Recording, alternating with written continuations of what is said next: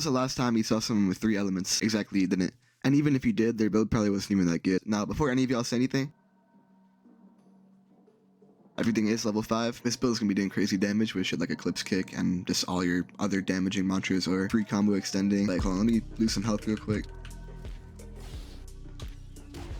Everything's giving you good health back. Grand Javelin's probably like the best move in the game for Bloodless, but you're probably wondering, how do you make this build? This is a Shrine of Order build. I'm not going to get too into how Shrine of Order works because there's like 20 other people who've already told you about it. But first and foremost, here's the stats. You got 40 Fortitude just for your Unwavering Resolve on Heavy. You got your 44 Exo, 25 Agility Speed Demon, 5 Intel for Nullifying. Super underrated with all 3 of these elements. I'd take Nullifying Clarity on any build that's not Gale or like St. J Frost. And then you got 35 Charisma for Neuro. I don't really care about the actual passive of Neuro. I just want the extra mantra slot because there's a bunch of good mantras that I want to be able to use. And then you got Max Frost for max weapon scaling, 30 Heavy for all the talents. There's 1 talent at 40 for Great Axe. It's pretty mid, so I'd rather just save the 10 points. And then last but not least, 5 Willpower just for 5 extra HP because I didn't really have anything else to put it into. If I do go over to this campfire, take a look at my HP.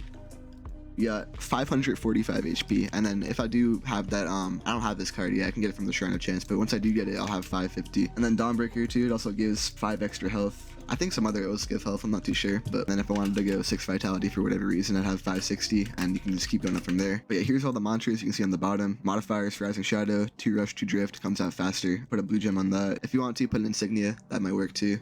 Crystal Impale, no modifiers, Bloodless, Thunder Kick, Wayward, or Bloodless, up to you. Grand Jab, Reversal, Multiplying, obviously put a Bloodless. Eclipse Kick, no modifiers. Bloodless doesn't work on this, so I just decided to put a Blessed Gem on it. Ice Lance, no modifiers, get a Bloodless on that. You could put a Wayward too, because sometimes it sends you past. Lightning Assault, Blue Gem, 1 Stratus Stone. Stratus Stone actually adds range to it. I thought Perfect Lens would, but it's Stratus Stone.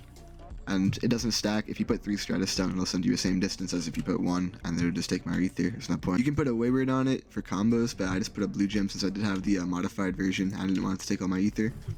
And besides, you have a Wayward on Thunder Kick anyway, and Waywards do put each other on cooldown. That's just how it works. Radiant Kick, I put a Blessed Gem on that. It has a really long cooldown. Lightning Stream, 1 Perfect Lens. What Perfect Lens does on Lightning Stream is it actually makes it comes out like a lot faster. Let me try to find a guard. So yeah, it's definitely a lot faster than the normal variant. It's just a lot better for like neutral mix-ups and shit like that.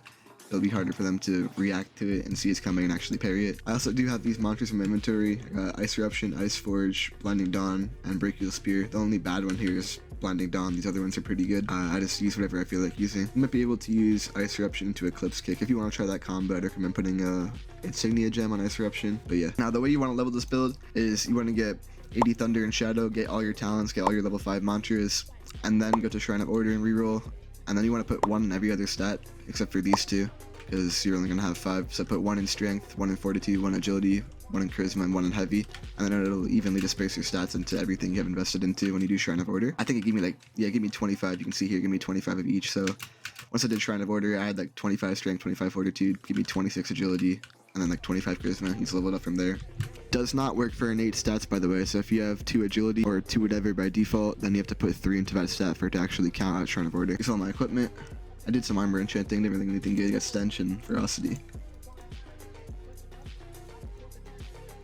I'm trying out this armor. I haven't been able to use it yet, but I assume it'll go well. It has, so the blunt armor will stack with physical, and it'll give you 40% blunt, and then this will stack with elemental, and you'll have 40% fire. So that's pretty good. And the talent's pretty good too. These are all my talents. I'll go through them real quick.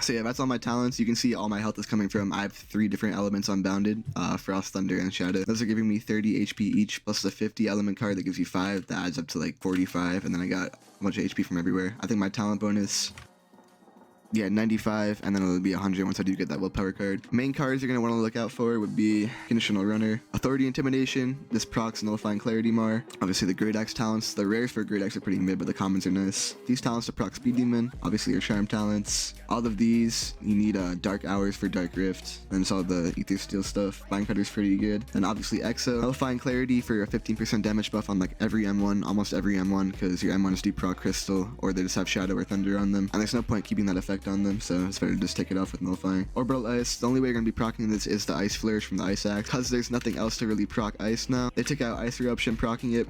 See if I go up and Flourish with Scarred.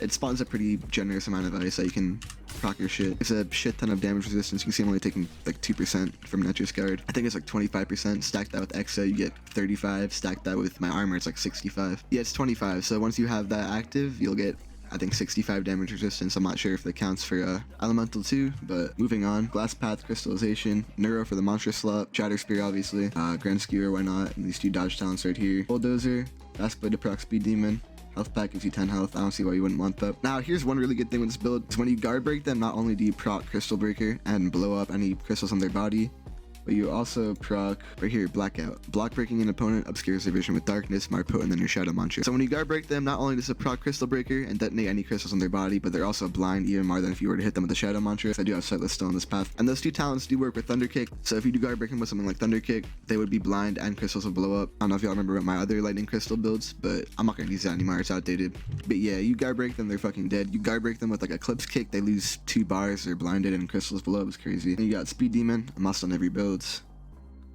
Scuba Journal gives you health. And then all these like cards here, I just take cards that give me posture. Posture is really underrated. Got 25. On some of my other builds I have like 30 and I can block almost everything. And my bell is Corrupted Run It Back. I know everyone like freaks out over this bell. They think it's really good. I don't really see anything too crazy about it. I probably am gonna re-roll it because I ended up rolling Insanity Variant on a slot with fucking Manic and 5 willpower. So yeah, probably the worst slot I could have gotten it on, but it's not that good anyway, in my opinion. I'll put a clip up on screen of probably like my go-to combo with this build. It's probably the best combo I've found so far. I'll just commentate over it. So guard break him with Thunder Kick, then crit, slam him down, Rising Shadow, Crystal Impale while he's up in the Rising Shadow. Eclipse Kick would guard break him here, but he has a shield. Then Bulldozer him, proc Crystal Breaker, hit him with Javelin and Ice Lance, and then Radiant Kick. Normally you can Lightning Stream after you land Radiant Kick. I tried to go for an aerial though, and then he's dead in like 5 hits, so it's pretty crazy. But yeah, man, subscribe if you like the build. I'll be posting more, maybe going live soon, I'm not sure, but see ya.